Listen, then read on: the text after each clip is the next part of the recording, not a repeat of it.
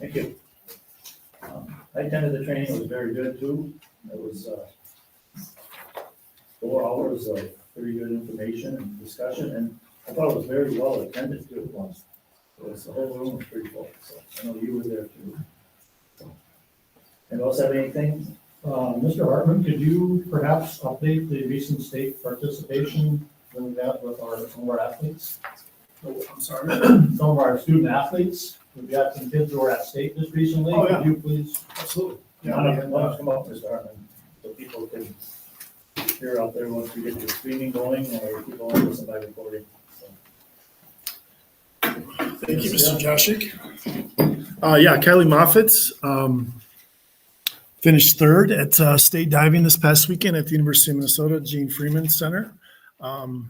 Just tremendous improvements for her over the last number of weeks, and sitting by her coach, Carrie Hansen, back here, one of her coaches. So that was very exciting for her. And then Eliana Corey, who won the section meet by 0.03 of a second, went to the state meets and had an outstanding swim. And what was obviously cool to see him in the pool and see him diving, but was the tremendous support of their teammates, former wingers, and their family and friends as well. So it's a great couple days at the Gene Freeman Center at the University of Minnesota. Okay. I know this is a little bit of bit ago, but I don't think we talked about cross country. Oh, we didn't. Yeah, happy to report on that too. Rylan Benioff made the state meet, and these are all shared on our social media platforms, but perhaps we don't talk about them enough, and I think it is important to talk about them.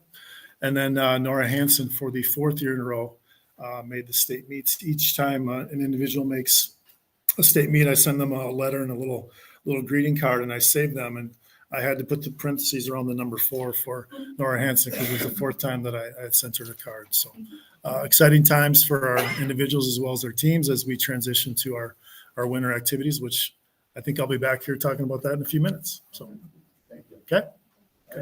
And just for the record, Nora took 15th and Eliana took 18th in the state. They both did amazing. Thank you. And we also had a nice veterans program on Friday the 8th. Well attended. Kudos to Lisa Hansen and Kristen Bray and the custodial staff and all the other people that helped put on that program. And we had, I was very, very happy about the message by the person that spoke. And Trey Moore. Right. Trey Moore, and 2018 graduate of Redmond spoke. And I think at times you could hear a pin drop in that building, the way he spoke, the message he shared with everybody there. And I think it really resonated with the younger generation in the stands who were 5 to 8 years younger than this person. And I just couldn't wait to rush up and thank him and congratulate him. What a well done job of speaking. And he was at 21, I can't remember the branch he is, maybe Mr. Bierman knows, but at 21, he was the youngest sergeant of that branch, of that platoon, I believe, wasn't it? Of his battery. He was artillery. So very, very nice young man, and I believe he volunteers with BSU here in Red Wing. And he has his own construction company, and he works some other places in Red Wing, and I think he was at Mr. Bierman's school on Monday, so. Anybody else have anything else? Any other recognitions on upcoming events? Anything coming up, upcoming too? Yes, Ms. Buck, go ahead. This past weekend, Prairie Island Land and Environment and Goodhue County Master Gardeners hosted our very first hazelnut workshop, which was open to all Goodhue County residents. And it was a phenomenal turnout, and the feedback was great. One of the feedback from one of the Red Wing residents was, "I can't believe this was free." I'm like, well, that's how we do things on Prairie Island. We like to host things that are free for our community, you know. So it was a really good turnout, a great closeout to the end of our season, and we'll be having conversations to see if that's going to be an annual thing. But if it is, be sure to attend it next year, because it was we made face and body scrubs. We made hazelnut soup. We made wasna, which is a traditional Dakota food. And then we also made vegan Nutella. Thank you. Anybody else have anything else? No? Moving on to public comment. I believe we have a few people here for public comment. We had a couple letters we're gonna read too. Beforehand, we had our last public comment. We had some noise thing that I couldn't hear, so some things maybe got spoken that shouldn't have. So we're gonna be very careful and listen. If you say something or do something that's not allowed, you'll be shut down and asked to leave with your comments. So please be respectful of that. And I'll read a little something here. The Red Wing School Board would like to provide interested community members an opportunity to provide appropriate public comment. The following guidelines will be followed during public comment. If individual groups have the same position on an item, a spokesperson should be chosen to speak on behalf of the group. Comments will be limited to 3 minutes per person. The public comment period will be limited to 20 minutes. I think we're saying at 20 now, at 30 now, or still 30 now. So this is gonna come forward down the road. School board members will listen to the public comments, but will not discuss the topic at the meeting. We expect that comments remain respectful and appropriate and not identify any current or former students, their families, or staff members by name or other identifiable information or situations. So we'd like to hear from you, but we also want to be respectful of the data practice and all that going forward. So with that, we have a few people here signed up, and we have a few letters. The first one is from Liz McGill. Attention Red Wing School Board of Directors. This letter is a formal request to cease the censure plan of action against fellow school board member from a fellow school board member. I'm hereby requesting this letter be read to all board members at the school board meeting to be held on Monday, November 18th, 2024. I'm writing to you to cease moving forward to censure a fellow school board member, as you do not have authority to censure her. There are very specific circumstances in which a school board member can be censored, none of which apply. As a parent of a child enrolled in this district, I'm asking for the specific policy violation of the proposed censure. I have read policy 209 and 211, neither of which apply to her, regarding any behavior related to her position as a school board member that should result in her censure. There are very few circumstances that arise where a fellow school board member can censor another school board member. Regarding the incident that occurred that initiated the censure of her, I will only say we, as an established democracy, have a system in place to address this. In addition, the established system has the authority to address the incident. A school board member is not part of that system and therefore does not have the authority to address the incident. What you do have is responsibility to act in the most fiduciary responsible manner as elected officials of District 256. I ask that you limit your actions to the scope of the school board, thus limiting potential further liability to the district you are elected to represent. Respectfully submitted, Elizabeth Liz McGill.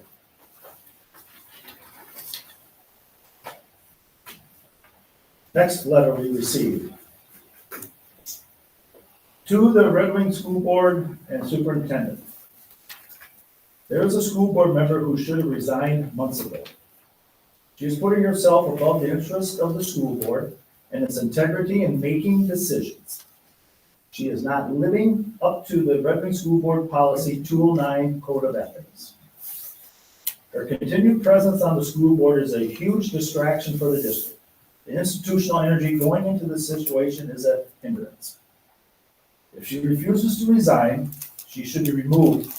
Minnesota Statute 123B09, Boards of Independent School Districts, Sub A, removing school board members. The board may remove, for proper cause, any member or officer of the board and fill the vacancy, but such removal must be by a concurrent vote of at least 4 members, at a meeting of which time, place, and object the charged member has been duly notified, with the reasons for such proposed removal, and after an opportunity to be heard in defense against the removal.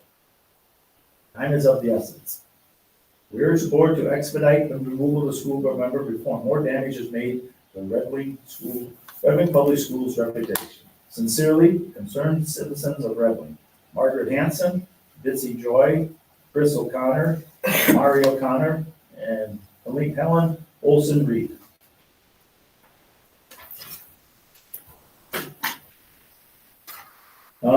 Next up, different topic, Bitsy. Is that a different topic? Yes, it is. Bitsy Joy, Neuroscience of Bullying and Bystander Intervention. That is correct. Thank you. Got that right? Ms. Stiff, would you time, please? Thank you.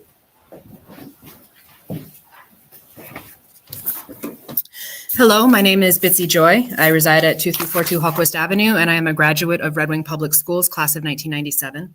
As a child growing up in Red Wing, I experienced a lot of bullying, and I also participated in bullying other students in the hopes of finding social acceptance. As an adult, I've researched targeted harassment, and here is some of what I've learned about the neuroscience of bullying and bystander intervention. And there is an illustration here for you to follow along. The human body exists in 3 primary energetic states: hyperarousal, a feeling of I must; hypoarousal, a feeling of I can't; and a zone of resilience or window of tolerance, a feeling of I am.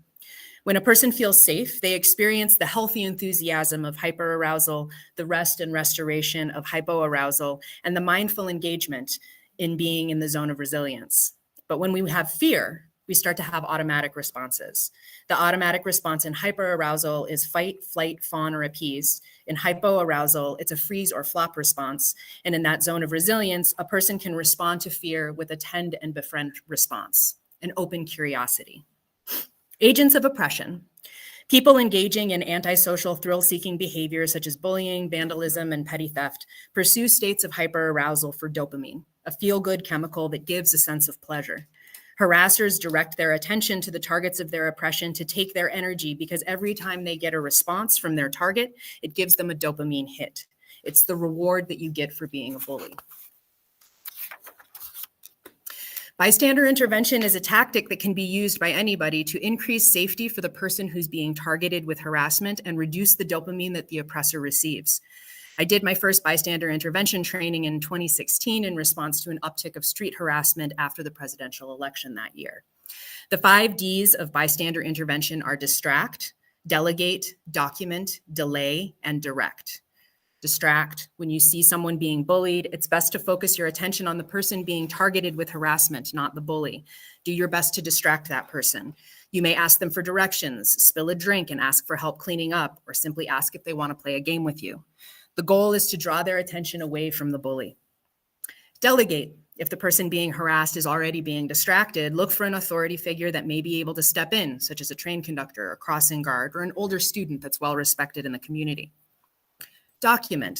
Take a snapshot with your mind or record the interaction on your phone. Ask the bullied person what they'd like you to do with the recording after the incident. Delay. After the incident, check in with the person being bullied. See if there's any support that you can provide. Aftercare. And finally, direct.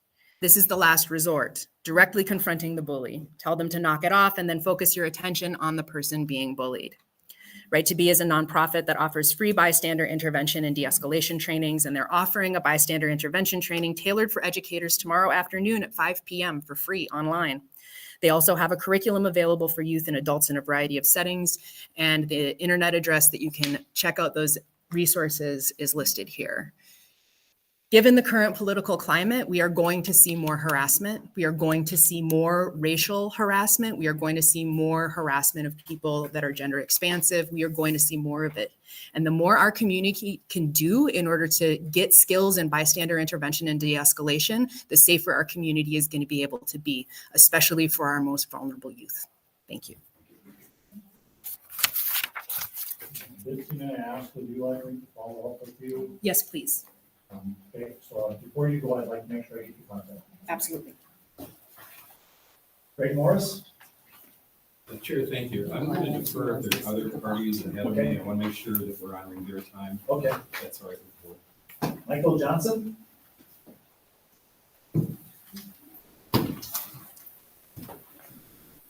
Speak to an issue regarding board member. Mr. Johnson, good evening, welcome. Please remember, we can identify anybody by name here, please. Thank you.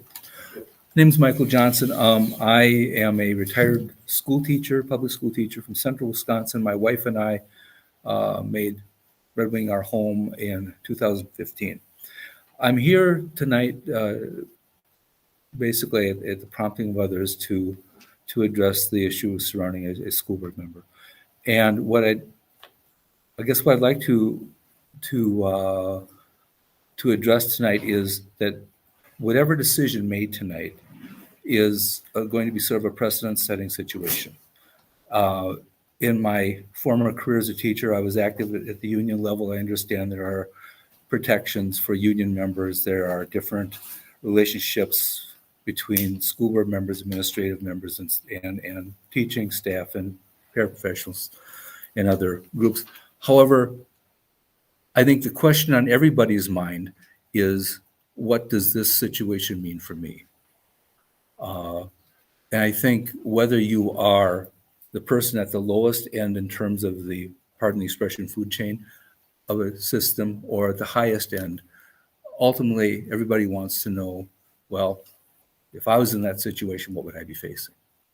And as I said, I know there are different legal relationships, but it still comes down to what kinds of pressures, what kinds of situations would I be dealing with? And what I would ask you tonight is to be very cognizant of that, given the circumstance. You know, you have, 320 some employees here in this district, and 320 some opportunities for mistakes. You know, we are human. We are vulnerable to mistakes from a lot of reasons, and those aren't excuses. But on the other hand, whatever you do with one, you need to be able to be consistent to do with all. And from my standpoint, yes, this is an embarrassing situation for the school district, for the individuals involved as well. But I think the school district needs to know that this situation won't occur again with an individual, that an individual takes responsibility and ensures in some way that this won't occur again. And if not, the individual needs to leave, is my, and that's not just a school board member, that is anybody within the system. But I think ultimately everybody should have the opportunity for redemption, but redemption is not granted, it is earned. And I would urge the school district to consider carefully whether it be this situation or any other person associated with the school district, that they're given the opportunity to earn the redemption. If they choose not to, then they need to go elsewhere. Thank you very much. Mr. Johnson, I'll ask you the same question. Would you like me to follow up with you at all? Pardon? Would you like me to follow up with you at all? Sure. Okay, well, again, I'll get your information. Thank you. Appreciate the information. Julie Martin, hiring for equity. Oh, sorry. It's a little tight. Good evening. Good evening. Hi, my name is Julie Martin, and I am the mother of 4 children that have, our last final child is passing through the district and will graduate in May. I'm here tonight because I want to urge you to hire a person that could be a representative for the African American children in our district. The Hispanic children have a liaison, and so do the Native American children. I'm not saying that there are no issues with these marginalized groups, but the communities trust those individuals to be looking out for their kids. Certainly, we have a lot of white staff in all of the schools that are representatives to the white students. I know that money is tight, but we could even check into sharing such a person with a neighboring district. This person could be a regular presence in all of our schools, advising in our efforts to make our school inclusive, They could be listening to the children of color when they feel like they are experiencing a racial incident. My own children with dark skin have been called hurtful names, racial names, and if you ask them, they would say that nothing really happened after they complained that made them feel listened to and seen. For a time, and it sounds like from what I'm hearing tonight, there is an African American who leads the Black Student Union at the high school. And I think that's great. My daughter really felt seen when that was happening in prior years. If we had somebody at all the schools or one person who could be shared with other districts, I think it would really pay for itself.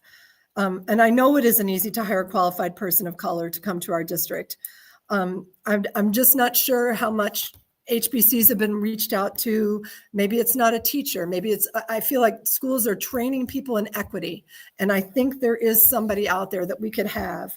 And I think we should make it a priority. And frankly, I don't think we can afford not to. Thank you. I'll be happy to listen to any ideas of people that you know that would help. Okay, thank you. Talk to Mr. Downs. Yeah, that'd be great. Amber Plank, censorship. Is that right? Yes, Welcome. welcome. So I'm taking a different approach this time. I didn't really write like a speech. The last times that I've done that, I didn't really seem like I was well received. So I figured I'd just give myself a couple notes and go from there.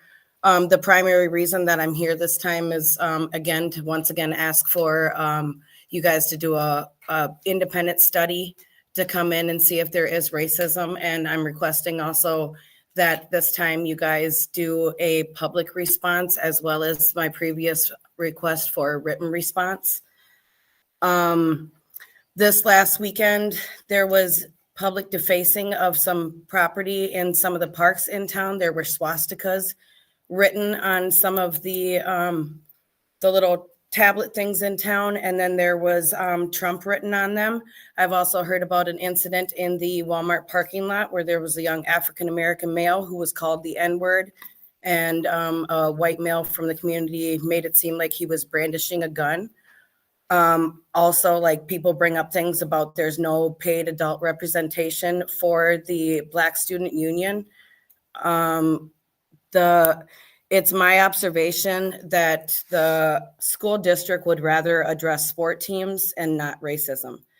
My daughter still has trauma.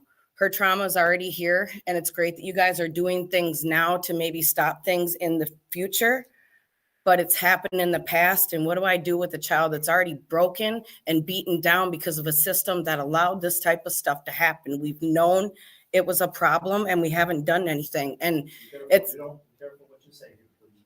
We're dealing with what we can do here, not something down the road in the past that you're trying to fix. but if the school Please, board please, wants us, we wanna hear I you, understand we that. wanna- But if the school board would like to hear or stop hearing about things that they consider repetitive in nature, like issues of racism, then we have to understand that there's a direct correlation between the past and the future. And if we don't make that correlation and we don't start addressing that and being more proactive, my daughter will not be the last person. And it will be children that go to Walmart to pick up milk and they're called the N-word. And so I'm just pointing out that there's a correlation and we can't really deny that. Representation is important. The school needs to work on getting some teachers or some staff that are people of color. And we need to also understand the correlation between the fact that, like, yes, it's harder to get Black or African-American staff or people of color to work down here, but why is that? Have we created a culture or an environment where people of color are not feeling like they are supported in a school system that allows and tolerates racism and also engages in basically a culture of cover-up and censorship by discussing things like limiting time at public school or public comments at the school board meetings, or limiting access to easily being able to find public comment.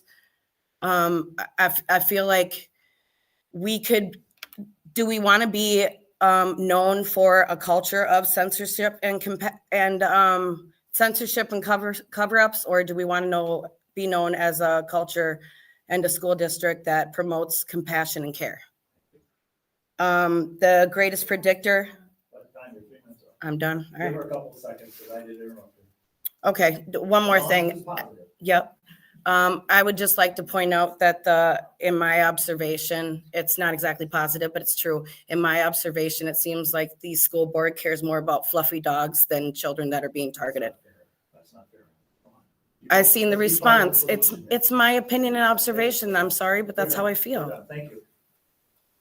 I'll just add, I have something written up here a little bit anyway. We have many fantastic employees out at Burnside School, along with Sunnyside School, Twin Bluff, Caldwell, and the high school. It was tremendous, trying to do a lot of tremendous things. Tower View. Tower View, thank you. We're trying to do everything else. We would love to have people of color come here and work. We would welcome them.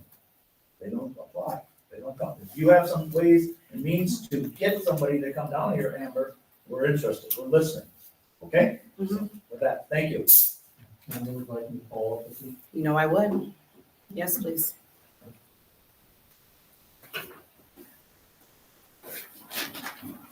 All right.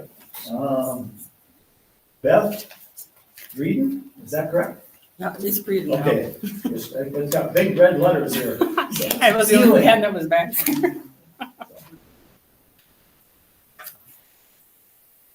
Good evening. Good evening. I wish I would have known there was a camera behind me though. You're right behind it there. Hope you weren't doing anything you shouldn't have been. I'm Beth, actually Beth, and a lot of people know me by Beth Morris or Beth Morris Breeden. I'm here tonight actually to speak about a couple of things, and that's healing. I will go back to the past a little bit because 60 years ago, it did happen to me. And it can, people think it's okay or to say, we're sorry, but it does, and it can go on to be traumatic as your life does go on.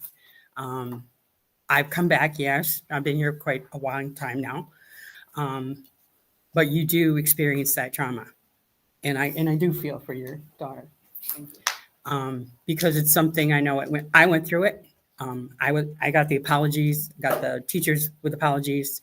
But the thing is, it does eat you away. I mean, it hurts. It does. And it saddened me to hear, and I'm about 60 years now, almost 60 years, and I hear this happens and happens again. And it is time to step up and be accountable. But I will be honest, it does switch sides because I did offer myself to a person of color to actually help do some tutoring here. But I also was called a whitewashed woman. I was called I'm not dark enough, I'm not black enough. And I also was called that I'm not Beth Breeden or Beth Morris Breeden. But it does work both ways. And that's what I'm saying. The community needs to come together and work together and heal and actually get to know each other. And it's not just one culture, it's a lot of cultures that it's affecting. And I will be honest with you, there is another person that is here, that is on your staff, that's been here for a while, that actually is of color. And the thing is when people say they want color, to me, you're categorizing someone too. So let's face let's be honest be happy with maybe what you have or what you can get here. Because I truly came here and I was blessed to get a really good education. And when I first came here, there was no other person of color here. But I came here because where I was, there was hate. There was disrespectful. There was a big separation of people where I was. And my father came down here to give us a break on a lot of things. And not just getting away from the cities, but to really get to understand that culture's here. Because there are a lot of wonderful people here. And a lot of people get upset with me because they don't understand, how can I be forgivable? But the thing is when people come and sit down and talk to me and I can see them and talk to them and understand who they are, I am a very forgiving person. And they are a forgiving person too. And I have met a lot of people and I love this community. And my family is here. My kids all went through school. We didn't go through, unfortunately, those problems some of these people are facing. But I am here to help. I'm here to work. And it is going to take work for all of us to come together and heal. Thank you. Thank you. Morris?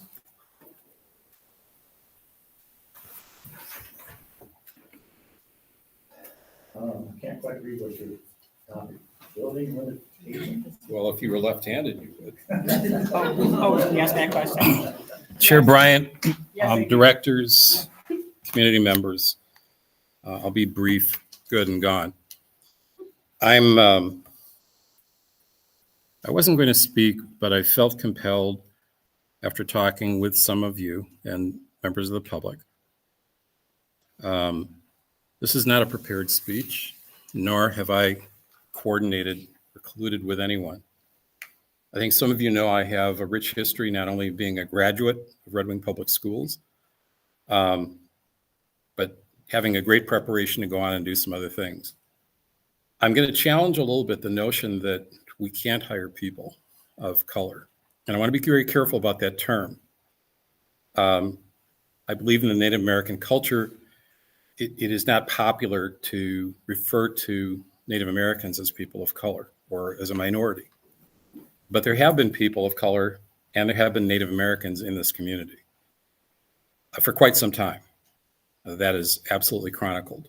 I will also tell you, having led as the director of the teacher recruitment retention program for the UW system, an opportunity to recruit a number of teachers, highly qualified individuals, into districts just like Red Wings. And we did that very successfully. I think it's about intentionality, and I think it's really about what we deem to be important and making a priority of that. Now, what I'm really here to talk about is the elephant in the room. You have a very important decision to make tonight, and I'm not here to challenge you or admonish you or in any way tell you what you must do. I value and respect each of you, and I'm very appreciative of the fact that we even have the comment period, because you wouldn't necessarily have to afford that to the public, but you do. I have participated in over 70 superintendent searches or consultancies with school boards around this country since 2014. It is a bit unusual. Anytime you talk about removing a member of the board, and even when you talk about censorship, there's certainly provision for that, and that's the decision that you will be making later tonight. But as we heard earlier, there are some potential implications of that.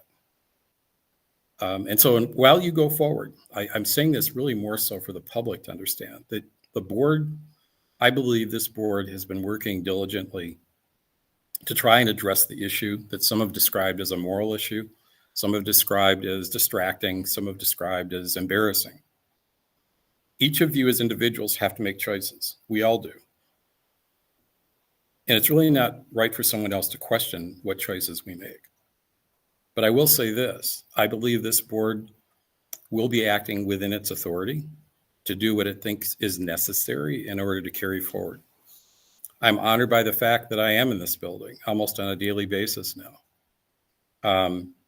And I've, to the chagrin of my family, have tried to retire twice, and I get anxiety because I don't play golf well and I can't drink coffee at McDonald's at 9 o'clock on Tuesdays. I can go to Perkins though for breakfast if you want. But here's what I'm here to tell you. There's some really good stuff going on in this building. Yes, we have some challenges. I feel terrible for Ms. Plank and anyone else's children who have endured racist behavior.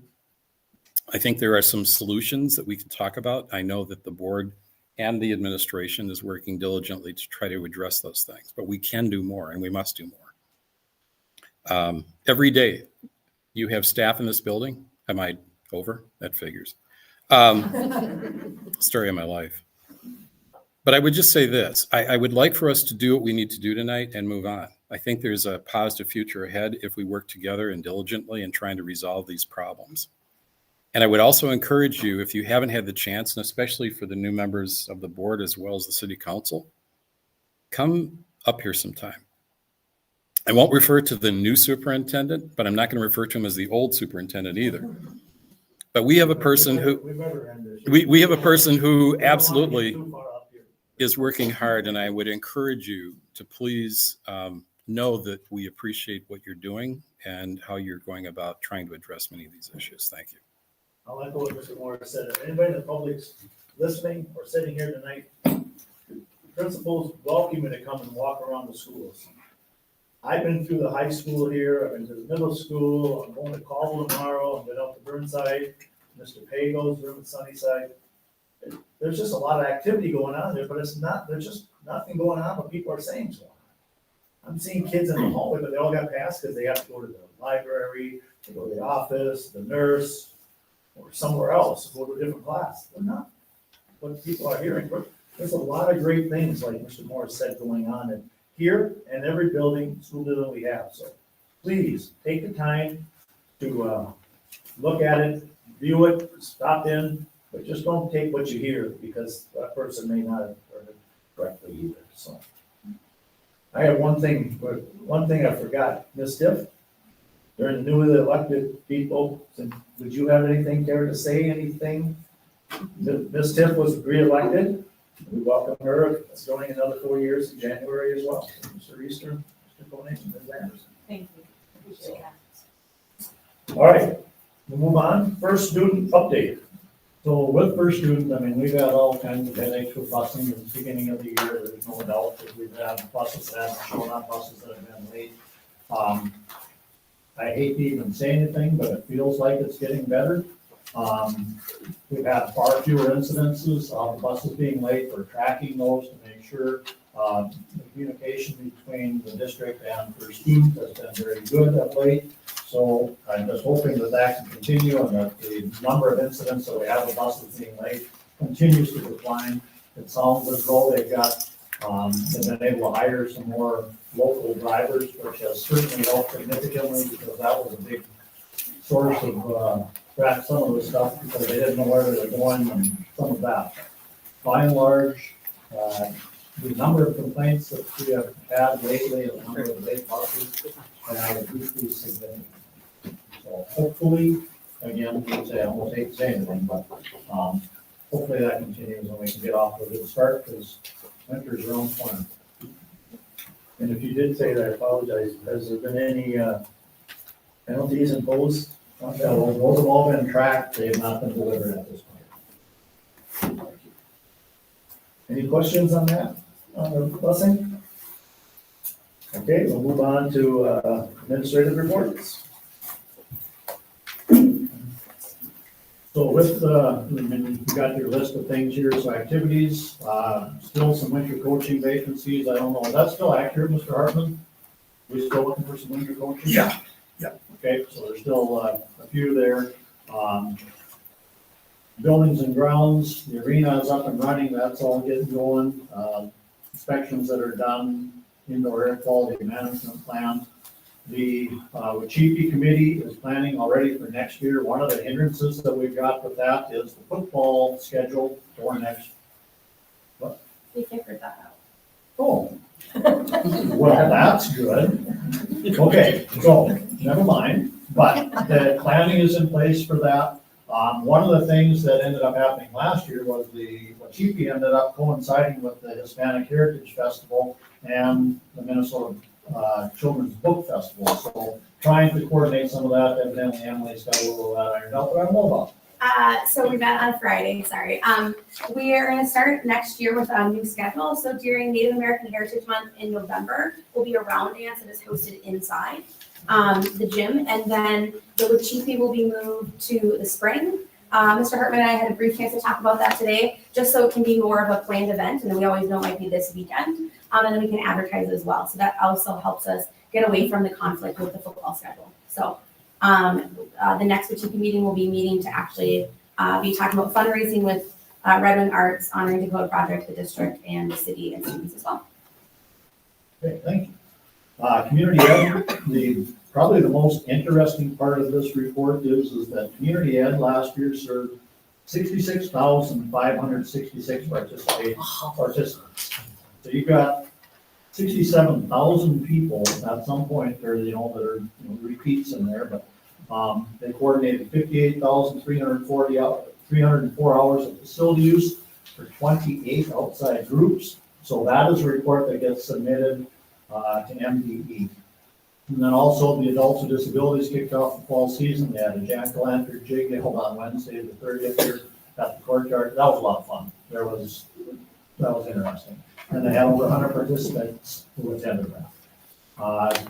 Human resources, so there's some reporting that has to be done. It's also open enrollment season for benefits, particularly health insurance, so that's going to be going on. Nursing, they're working on screenings. We've got a few new teachers that have been hired, so they've had the opportunity to work with some additional training there. Also working on some stuff with the Dream Catcher project, again, working on some things with cultural diversity, particularly related to Native American students. And we are also continuing to receive applicants and holding interviews for open para positions across the district. I don't know what the current number of openings is, but that number has also decreased, so that's been a plus. And then probably a significant highlight is our student nutrition services. So our folks work real hard to provide meals for our kids, but then coming up here now on Thursday, November 21st, we'll be serving our annual turkey dinner, and they partnered with the local turkey farm, Ferndale, to serve our students with these fresh products. Today that everybody looks forward to. I haven't experienced that yet, but I'll be all in on the turkey, so that'll be good. And then FFA has been partnering with them for the greenhouse tech to harvest and start serving greens grown here in Red Wing. And we have been working, trying to hire an American Indian Ed program director. Interviews were held. We're not complete with the process there because we're going to do some follow-ups on that coming up very shortly. And the goal is that we can have that individual hired in the near future. And then also the District Advisory Council met the other day to review some of our reports. Any questions on the admin report? Hearing none, we'll move along to committee updates. Anybody have any committees updates? Waiting for negotiations. Yep, so I should be able to have some more information for you shortly. So I've met with the principals, now I just got to meet with you. Anybody else have any committees? Yes, Ms. Hill? I went to the district advisory council meeting. It was not very well attended, so I don't know if you're looking for people or if there just weren't many people there. But We have like half that couldn't make it, but if you were interested, please contact me. okay. We only meet 3 other times this year. Why don't you talk a little bit about, in case somebody is peaks and interest, what do they meet, what do they? District Advisory Council is part of Minnesota state statute. So the first thing that we cover during the first meeting of the year is something called the Comprehensive Achievement and Civic Readiness Report. Emily, why don't you come up here and talk? Okay. You're talking from the back, you got a good voice. I know, I'm loud. Thank you. Okay. Okay, so Who you are, and how to get ahold of you, and all that good stuff. I am Emily Seafelt. I am the Director of Teaching and Learning and also the District Assessment Coordinator for Red Wing. So the District Advisory Counselor Committee is part of Minnesota State statute. It meets quarterly this year, and the primary responsibilities are to review the Comprehensive Achievement and Civic Readiness Report, which is brand new for everybody. It was previously called the World's Best Workforce Report. Honestly, nothing changed. They just gave it a new name. And so actually, me and Mr. Wenlin will be presenting that at the next board meeting. And then the other meetings this year, it's also the committee that reviews curriculum that has been gone through the curriculum review committees. So we'll be doing presentations on the K-5 math pilot, 612 math review, REDAC training, and professional development plan as well. So those are the primary responsibilities of District Advisory Council. If anybody is interested, they can contact me to join. But it is a parent and community committee. Mayor-elect Red Wing might want to So. join that committee too. Know more people be involved, read and hear about things, so it's a possibility. I'll talk to them when I see them. Okay. Any other questions? We're good. Thank you. District efforts concerning concerns. We've heard some concerns here tonight, and some of the things that take place that are kind of hidden from the regular daily life of parents and whatnot. So I've asked Jen Grove, who is the principal at Burnside, if she can share some of the efforts that are being made to address behaviors, some of those different kinds of things. So, You stepped out of the door here for a minute, you did. Let's, when she comes back in, we'll kind of set her aside for a minute and we'll go into a consent agenda. And keep moving along here. We'll come back to that consent agenda. There are 4 things on the consent agenda, 4 items. Multiple items, but 4 items. Does anybody wish to pull anything for further discussion? I'll make a motion to approve the consent agenda as presented. Motion by Ms. Tiff, is there a second? Second. Second by Ms. Ossendorf. Any discussions? Hearing none, we'll do a roll call vote. Ms. Schoenfelder? Aye. Ms. Tiff? Aye. Ms. Buck? Aye. Ms. Bjornstead? Aye. Ms. Ossendorf? Aye. Ms. Rowe? Aye. Chair votes aye. Thank you. We'll go on to donations and grants. Superintendent Jochik? So there was a donation here from T-Mobile to the amount of $5,000. It was Red Wing High School Athletics. This was an opportunity that was applied for by the athletic department.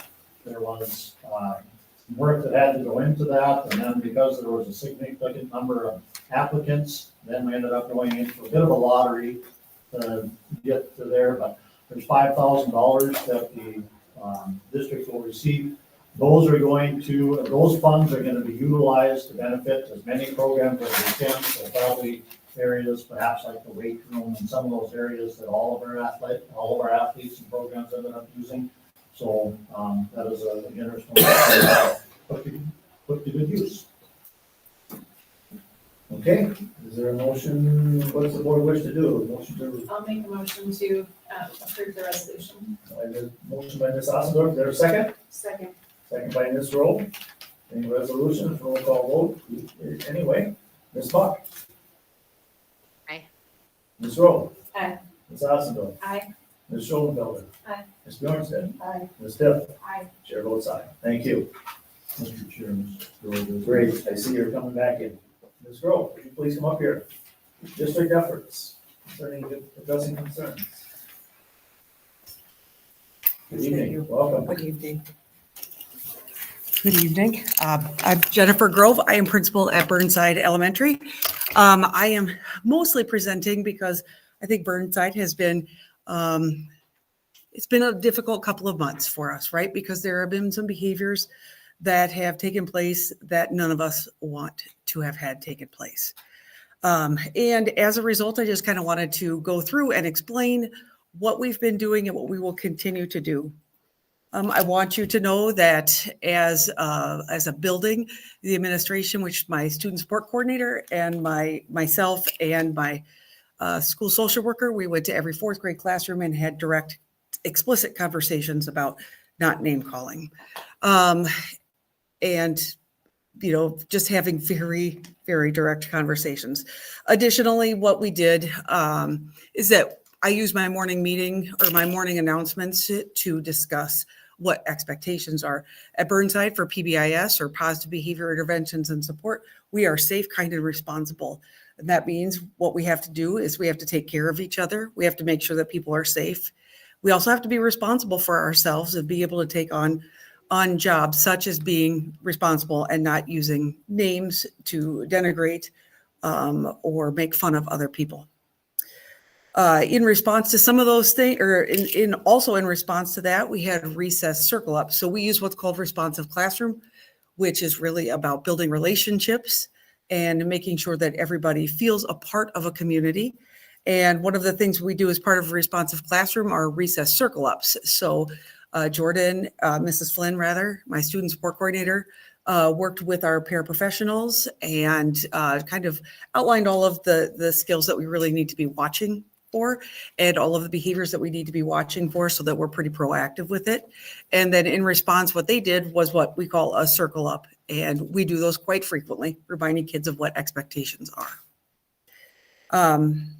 We did, in response to all of the things that happened early in September, provided grade level communication to families and school-wide communication to families. This isn't something that we want to sweep under the rug because the behavior that we saw is not something that we think is appropriate. As far as the daily work is concerned, we have daily time built in for morning meeting, which is part of responsive classroom. there are activities and greetings and other things that are done throughout that morning meeting time. That's 7:50 to 8:20 each day, where kids build skills with the teacher leading the group. We've also had grade level morning meetings. So this past week, each grade had a separate morning meeting, and we had our specialists go through and run those meetings. So we had a great PE teacher, Molly Wallerick, and Tom Wensler run those for us and do those greetings and just have some fun activities. We talked about respect for 4th grade. We talked about being part of a community for 2nd grade. We will continue to do those. For our social emotional curriculum at Burnside, we have been kind of focused on Kindness 101 by Steve Hartman.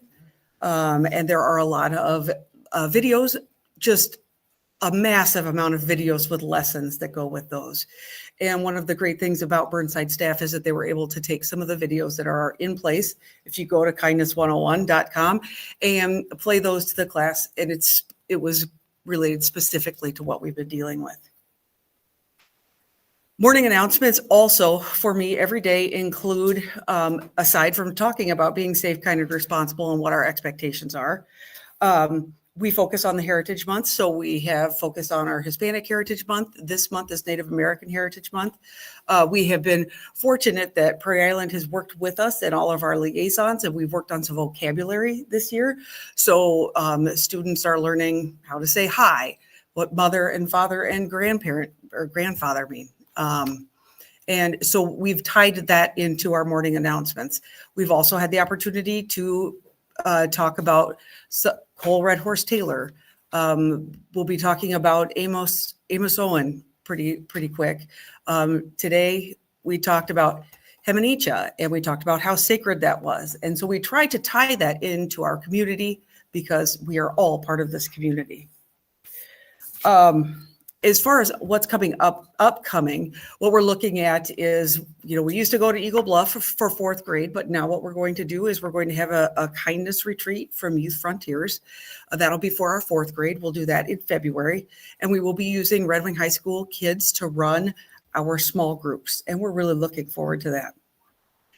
I have such a great staff, and I need you to know that my 3rd grade teachers have started a 3rd grade kindness club, and permission slips have gone out, and there are going to be several activities that they do, including food shelf sorts of donations, those kinds of things to just build us up. And the teachers are taking time out of their lunches to make sure that this gets done because they want this to be a great community. We're going to continue with our professional development and work on responsive classroom training next year. Next year, it'll be just a 1 year or 1 day responsive classroom training where we're talking about positive language. As we continue to look at what our biases are, my instructional leadership team, we're going to look at completing the intercultural development inventory. And I'm not quite sure which community partner we're going to do that through. That is something that is upcoming. With First Student, I need you to know with the bus, because everybody always has a concern about the bus. Emily Seafelt, Jordan Flynn, and Tricia Perro have really developed a much more clear procedure for discipline issues that are on the bus, including the paperwork and then the consequences. And we continue to meet with our folks from the Southeast Service Cooperative and just find other resources for ourselves. Any questions? Thank you, Ms. Bill. Any questions? I don't have a question, but I do have a comment, and I thank you very much, Mrs. Grove, for all the work that you're doing, and I know that people, educators and administrators throughout our district are doing to address racism. We're not sweeping it under the rug. There's more that we can do, but Absolutely. Things are being addressed, and I really appreciate that. I also think it's really important to put the call out to our community because our kids are only with us a certain amount of time in the week, and it takes a village to raise our children. And so if we can come together as a community around all of our kids, I think we need everybody's help. Absolutely. Thank you. I was gonna say pretty much the same thing. We only have a short time, but I want to applaud the staff out there. As I said earlier, fantastic staff out there at all the buildings. thank you very much for taking the lead and staff out there putting the extra time in and knowing that this is something they want to deal with and handle and move forward and promote and make a positive experience for all the kids, because this board here wants every kid to have the best educational experience they can have, no matter what. No matter if they want one. Most kids do, but some don't. But everyone that wants one, no matter who you are, we want them to have the best educational experience. So thank you. Absolutely. Thank you for your time. Have a good night. Thank you. Moving on to the gymnastics program. Sorry, you didn't take that? Yeah, I'm gonna Mr. Dodd.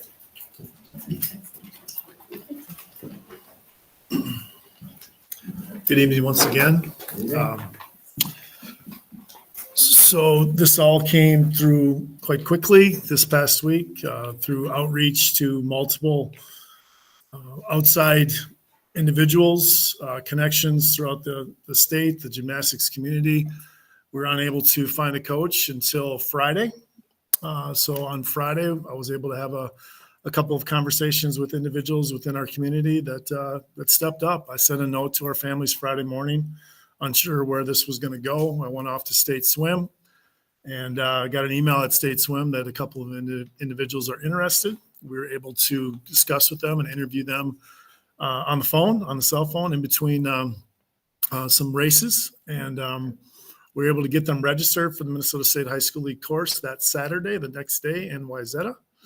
And I'm happy to present the two names that you have in your board packets here this evening.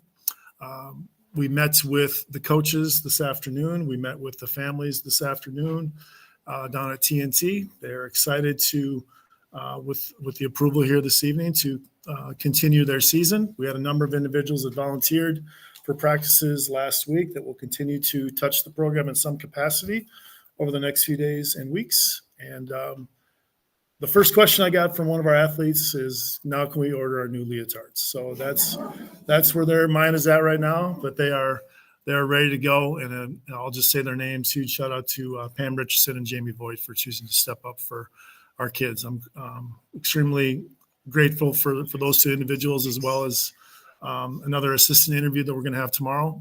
And our kids are really excited. So, Any questions for Mr. Arden? Yes, Mr. Arden. So I know we were kind of at a 0 hour, please will you do this? So what's the plan?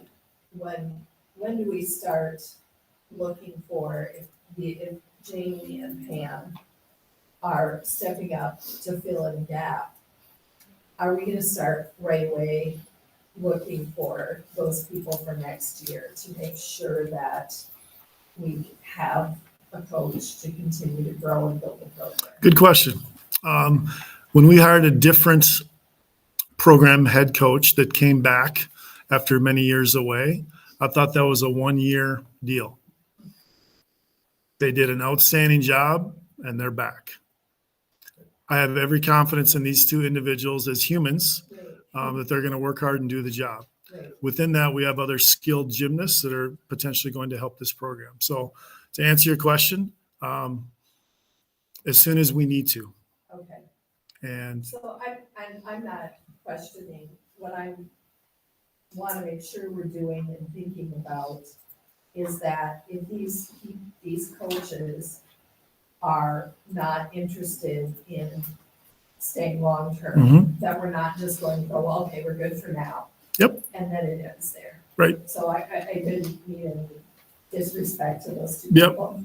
No, I agree with you. It's an ongoing, and as I was thinking about this, I know you've had a long meeting, but I was thinking about our head coaches this morning. Every one of our head coaches is either a staff member of Red Wing Public Schools or lives in the Red Wing community.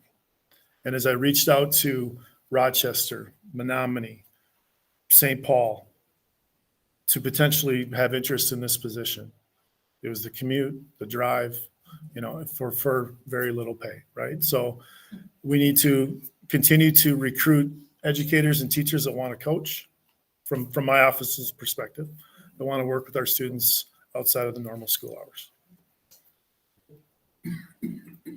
Yes. Do you need anything from us? Probably a motion to approve. The motion to approve the two. two coaches, correct? I will make that motion. Motion by Ms. Tiff to hire Pam Richardson and Jamie Boyd for gymnastics coach effective 11/18/2024. Is there a second by you? Second. Second by Mr. Bjornstein. Any discussion? I just love how Jamie continues to try to retire. And how many do you have? Did we pick up any kids in the last week? And do We have not yet, no. Okay, No. thank you.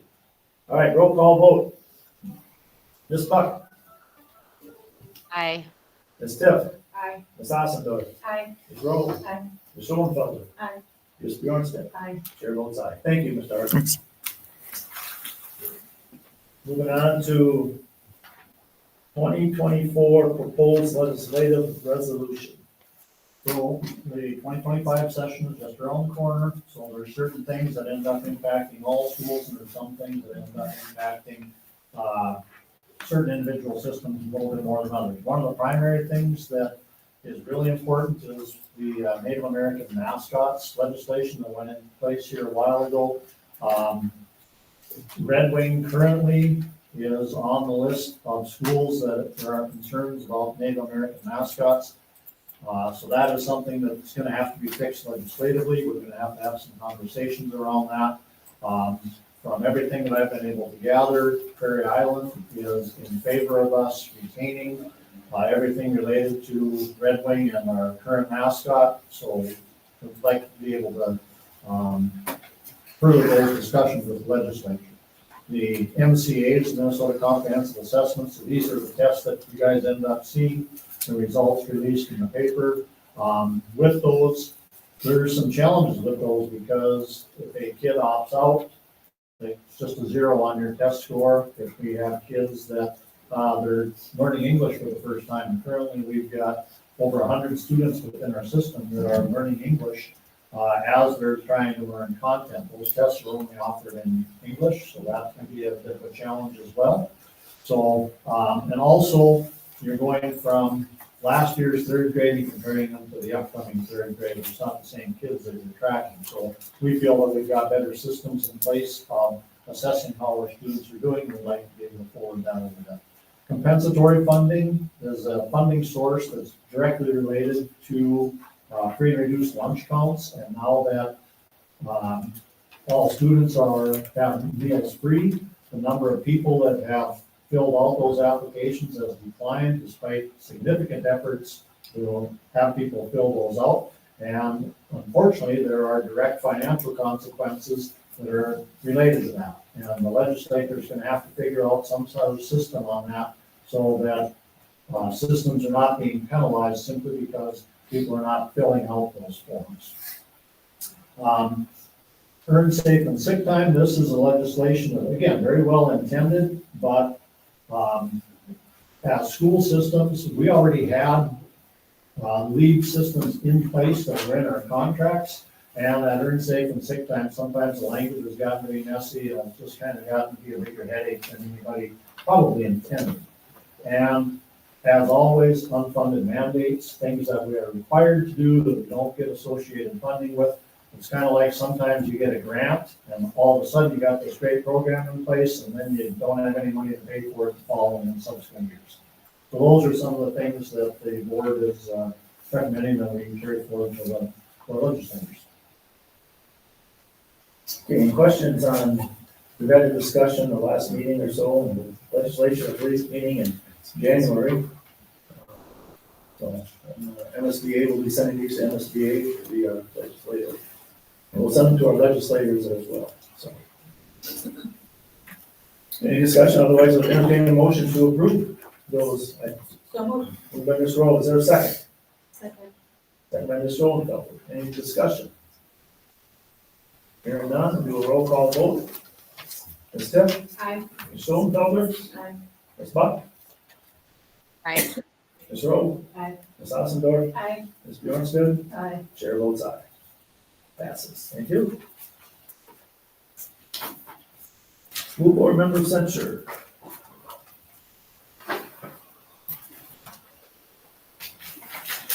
I can say something first, or if anybody else wishes to say anything first.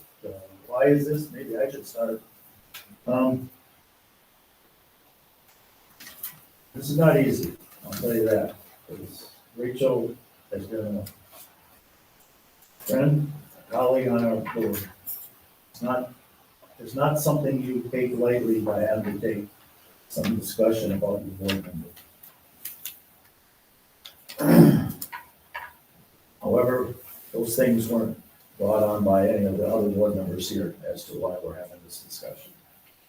We've talked with our attorney, we've heard a lot of different comments from people around in the room and in the community, either by email, phone calls, you bump into somebody, they talk. And discussing with our attorney, states that we can censor a board member. Removing a board member is more difficult. A board member can be removed for a small number of felonies that they may have committed. Keywords felonies. The state law to remove a school board member has not been used very often. It could come with some legal liabilities. That 12309 state law, it could come with some legal liabilities. In some cases, the school board member has resigned before a school district has went through those steps. Tonight, the school board is considering censoring a school board member by temporarily removing her from committee assignments, depending final outcome of her criminal case. This has not been easy for any board members, staff, the superintendent, anybody. It's not something you wake up thinking you want to do this. This is something that needs to be addressed. Someone suggests that this is a political by the school board. Nothing could be further from the truth. If any other board member engaged in a similar criminal activity, any of us six, we'd be doing the same thing. We have a duty to have a discussion on this. If we do not police ourselves, who does? Well, somebody's in the office, why don't we police ourselves? While they're in office, who does? I have been told there's some negative things on social media about board members that needs to stop. We all should be doing best to make a positive connection on social media. This is why I chose not to be on social media. My suggestion is stay off of social media. It's not always good. So the motion will be, the resolution is to temporarily suspend a board member, Rachel Schoenfelder, from her committee assignments pending the outcome of the federal, her criminal case. So board members will have an opportunity to speak and say what they wish, along with board member Schoenfelder. Yes, Ms. Tipp. As Mr. Bryan said, this is not easy, but I do think we have a responsibility to discuss this. I'd like to begin by reading from the school board handbook that we get from MSBA. It says, duties as an individual board member. The position of a board member carries with it a profound responsibility to uphold the highest ethical standards. A commitment to integrity, transparency, and accountability will not only enhance the effectiveness of educational policies, but also strengthen the community's confidence in the board's decision-making. Remember that your actions and decisions will help shape the future of our students, schools, and community. Let the code of ethics and district policy guide you in navigating the complexities of governance with unwavering moral clarity and purposeful dedication. This policy was mentioned earlier, policy 209, code of ethics. According to this policy, there are a number of things that are expected of school board members. One of them in section F, number 6, is to take, it says, in fulfilling my legal obligations as a school board member, I will take no private action that will compromise the school board or administration. And it is my belief that The actions of Ms. Schoenfelder have compromised the board and administration in a number of ways. One example of that is in October, we spent many hours discussing our superintendent evaluations and what are our goals as a district going forward. What are goals for our superintendent? That's one of our responsibilities as a board member, to support our superintendent in what he is doing. That is also in the code of ethics for school board members, to support our superintendent. The 3 goals that we decided on, the 7 of us, were budget, communication, and trust building. And I strongly believe that the actions of Ms. Schoenfelder are extremely detrimental to meeting the goal of building trust in our community. They definitely, in my opinion, compromise the district's ability to build trust with community members and with our staff. As I said, this is not easy. I don't want to do this. Rachel and I grew up together. I've known her since, basically since we were born, and I appreciate the work we've done together on the board. But I do believe that her actions should result in a censure this evening. Thank you. Anybody else wish to comment? Go ahead. I think that policy 209, I'm concerned. I do believe I can't go to the grocery store. I can't go anywhere without people asking me about this, and building trust is really important. And we have so much work to do, especially looking at declining enrollment that's due in part to students leaving our district. And also the challenge of race-based bullying. If we are going to have courageous conversations about that, there has to be trust. And our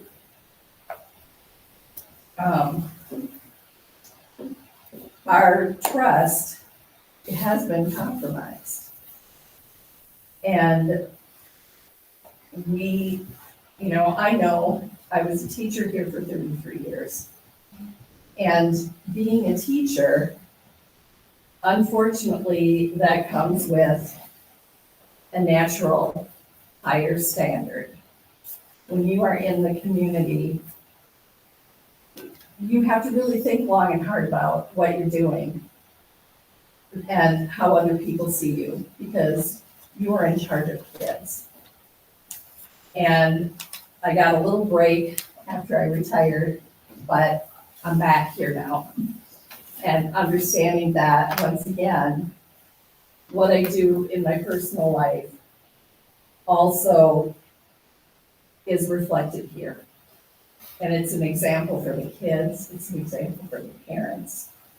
And I think that if we expect our students and staff to be accountable and take responsibility, then we have to hold ourselves and each other accountable as well. I agree with Jennifer that it's not comfortable, because we've built a relationship over these 2 years too. It's hard. But I think that building that trust in the community is what's going to take us forward. And so we have to, even if it's hard, we have to take this action. Thank you. Any more members wish to speak? Otherwise, we'll entertain the motion. No,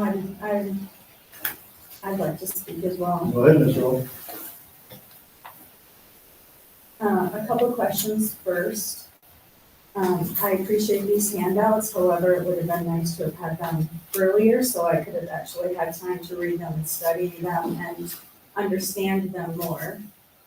I'd also like to know who wrote that resolution that you handed out that we'll be voting on shortly.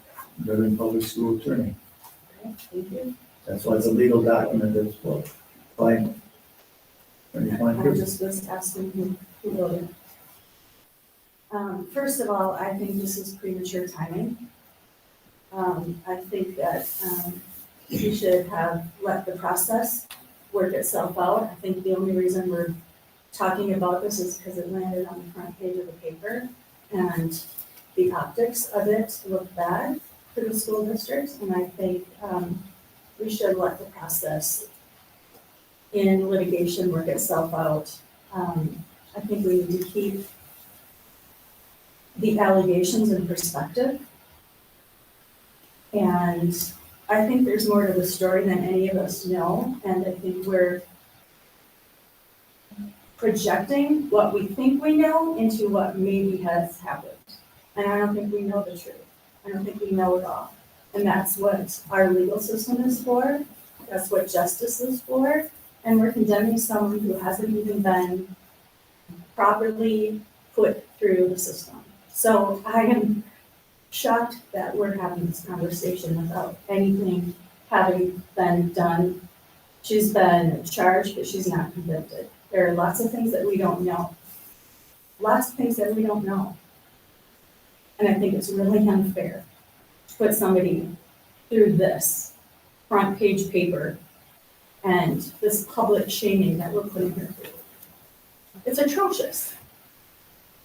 The other thing is, my first year on the school board, I had a major health crisis. And I had every single board member coming to me and saying, how can I help you? I had people taking over my committee meetings. But when somebody at our table has a mental health crisis, the first thing we want to do is slam the door on her?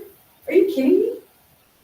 The people at this table are constantly talking about mental health for our kids, mental health support, hiring more mental health professionals, having people from the community coming into our schools and doing therapy with our children.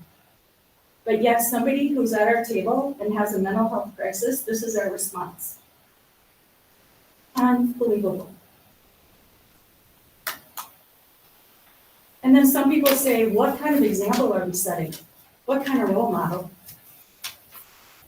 What we should be role modeling, what our example should be, is forgiveness. It should be compassion. It should be understanding and grace. Not public shaming, not putting somebody in this position to begin with. And for that, I am very ashamed of this moment. And I will not support any censure. Thank you. Ms. Ossendorf, Ms. Schoenfelder, and Ms. Buck. I think it is important to be empathetic, especially when somebody's going through a struggle. And I have appreciated a lot of things that Ms. Schoenfelder has brought to the board. She's asked a lot of good questions. We haven't always agreed on things, but I have enjoyed getting to know her and working with her. And I have empathy for being in a really difficult situation. I think it's also possible to hold people accountable while being empathetic. And this is not removal, which some people have asked for. I think the community has there's a lack of trust with the district prior to this, and this certainly has not helped. And I think not only that there's a criminal complaint, but that the nature of the criminal complaint has to do with dishonesty. I think that contributes to that. And so, yeah, I guess that's where I'm at. But this is really unfortunate, really difficult, not something that is pleasant for any of us. But I think that the board taking a stand to say that we don't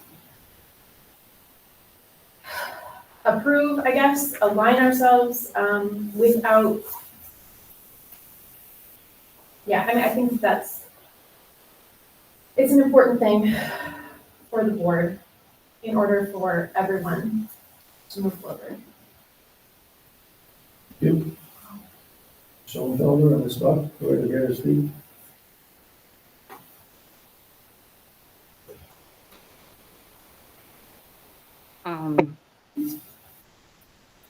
I guess I just, I agree with everyone. This is very unfortunate, and as someone who's been disciplined by this district, accountability for any type of growth is necessary. And us as leaders, we're examples. And so that's all I'm just going to say about this. And I will let Rachel an opportunity to speak if she would like. Thank you. I just want to say that I know people are looking for public comment from me and other things, and unfortunately, I just can't do that at this time because it's an ongoing issue. So I appreciate that, and if this is the platform in which you want me to make that at a later date, I'm happy to do that. Just, I can't right now. I understand what censuring is. The Red Wing Public School District has never done it before. We don't have a policy in regard to it. There are very few schools around the entire state that has censured someone previously. Those that I looked at that have always had to do with direct violations of policies in the school. So usually conflict between board members or disparaging comments or conflicts between board members and superintendents. I was unable to find any incidents like this where a censure was made on a personal issue outside the district. This is unprecedented. Chair Bryant made a comment to the Post Bulletin that he said, quote, it's premature to make any decision at this time about the standing of Ms. Schoenfelder as treasurer. And I just really think it's still premature. And I asked what changed, why the urgency when Chair Bryant and Vice Chair Bjornstead met with me 6 days ago. And it was their opinion that I step down. And I was told that if I didn't, they would quickly put this on the agenda to bring it here tonight. And I asked what the urgency was. And I wasn't responded to. I asked if Chair Bryant had reached out to incoming newly elected board members to get their thoughts since they're the board coming in. And he said he had not. And I would have appreciated had this not been done tonight and waited. I understand, since our last board meeting, people have criticized me for not stepping down. I've also received calls and support for me staying on, and I'm humbled and appreciate those calls too, because as you can imagine, this is a very difficult time. Thank you. I think I'd just like to clarify one thing you said. We did meet with you, we gave you the courtesy to let you know what was happening face to face. And the word was, I'm asking you to step down, not if you don't step down, we're gonna do this. That was not stated, and I take offense to that, if that's where you, I should say it back up. I take offense if that's what you think, because that's not what you said. And Mr. Neuroscience here too. That's why I had somebody there, but this is not, you grew up with your dad, your mom, I value as a friend. This is not something anybody here wants to do because of you. It's something to do for the 20,000 members of our community. And you're sure you've got people that like you and people that don't like you. I have the same thing. So, but people out there deserve to know where the board is. So, I wish you the luck. If what Ms. Rowe is stating that it's a mental health issue, I wish you the luck to get that taken care of. I really do. We want the best for you, we have to also think of what's best for the staff, the school district, the students, and the community, so.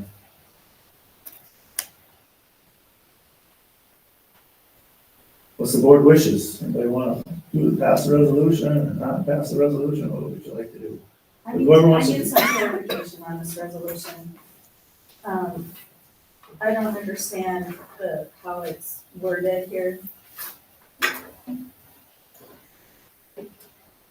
Because it talks about the board wishes to temporarily remove board member Schoenfelder from all committee assignments pending resolution, and then the very next thing says pending resolution of the allegations of the criminal complaint. Like, what is?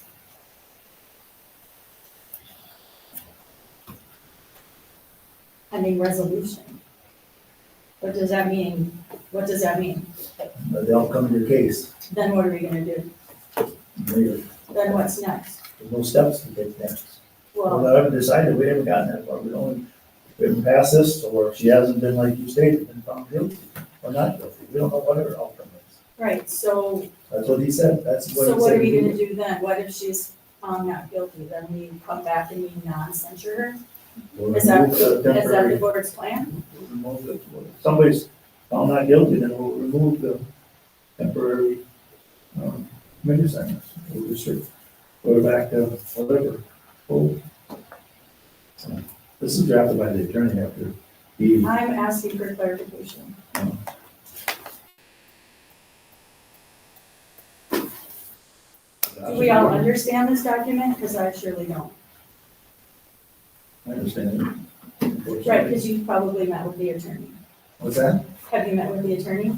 By phone. Right, so you have a closer relationship and understanding of this I have- document. I- I just got this Yeah. an hour ago.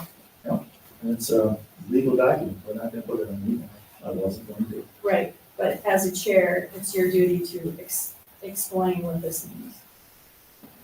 And I'm explaining it, if she's found not guilty, then the temporary restriction will be removed. Does that say that in here? Pending the outcome. But it doesn't say anything pending the outcome. Well, you could have 3 pages of stuff on here, that's what it means to me. Yeah, and just clear. I'm just looking at it today, and to me, it says that pending resolution of the allegations of the criminal complaint. To me, that says, until we get this solved, this is what we're doing. That's how I read it.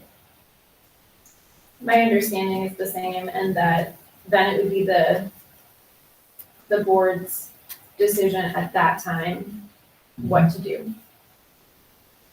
Whether that was reinstatement of everything, removal, whatever seems appropriate to the board at that time.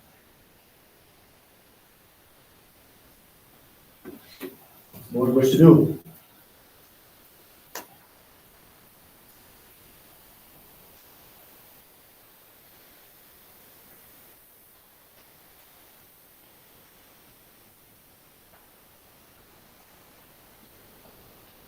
I will move for the adoption of this resolution.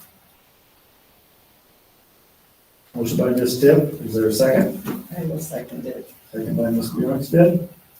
Further discussion?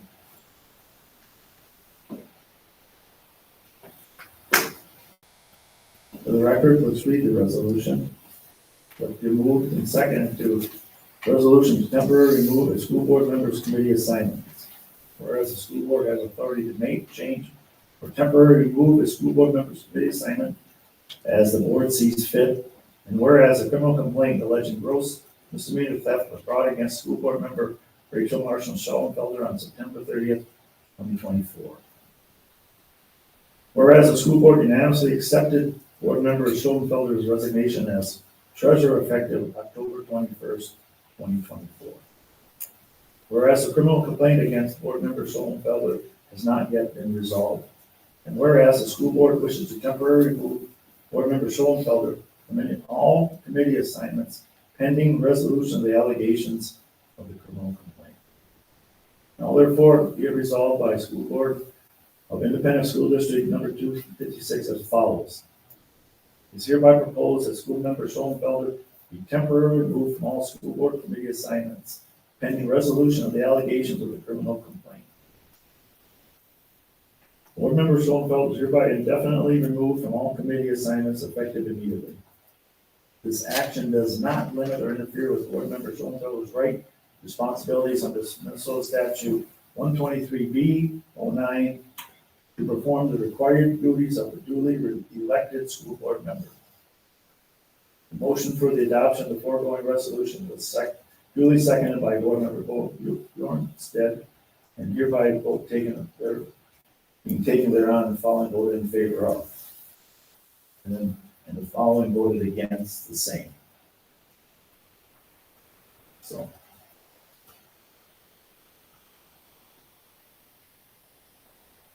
Hearing nothing else, I'll do a roll call vote. Starting with Ms. Buck. Aye. Ms. Schoenfelder. Nay. Ms. Tiff. Aye. Ms. Roll. No. Ms. Ossendorf. Yes. Ms. Bjornstead. Yes. Chair votes yes. Wow. Motion carried 5-2.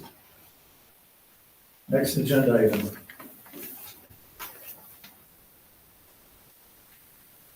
Redact MOU.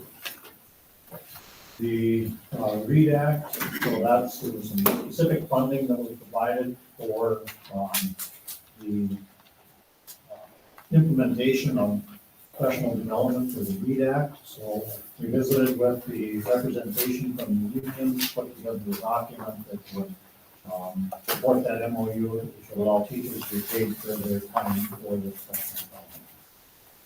My recommendation that we approve the memorandum of understanding between the district and the teachers. What's the board wish to do? Is there a motion to approve? So moved. Moved by Ms. Bjornstead. Is there a second? Second. Second by Ms. Tiff. Any discussion? I just have a question. Yes. So the teachers, it says in here, the teachers who voluntarily completed letters prior to August 2023 are exempt because they are under the volunteer MOU. Do you refresh our memory of what that indicated, or like, do they get, is it comparable? I'm just curious. So it's comparable. Emily, do you want to kind of? Do I need to come up? Yes, please.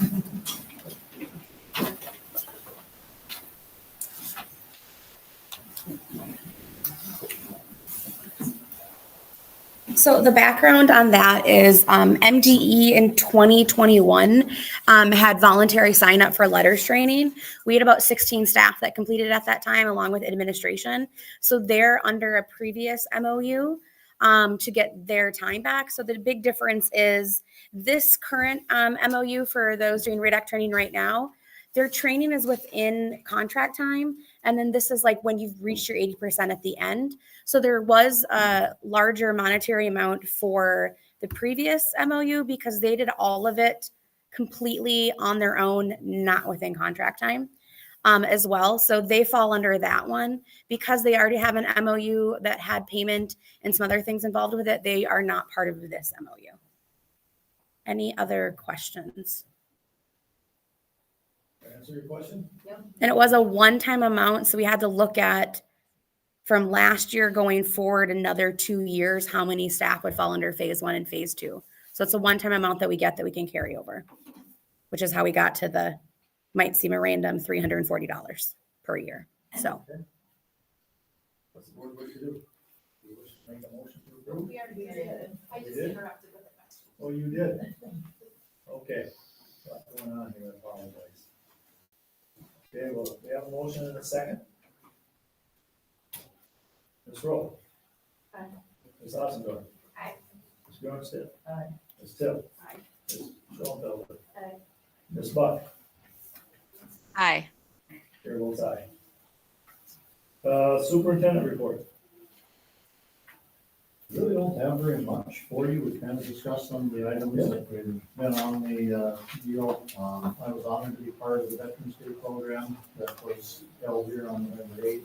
Again, we had a terrific turnout for that, and it's a great learning opportunity for our students. So, I guess at this point, I think it's been kind of a long night, so. You did a fine job on the veterans program too. All right, with that, I'll entertain a motion to adjourn, unless there's anything further before this. Move by Ms. Rowe, second, I'll second. We'll go by roll call vote. Ms. Buck? Aye. Ms. Rowe? Aye. Ms. Ossendorf? Aye. Ms. Schoenfelder? Aye. Ms. Tiff? Aye. Ms. Bjornstedt? Aye. Chair votes aye. We are adjourned. Thank you.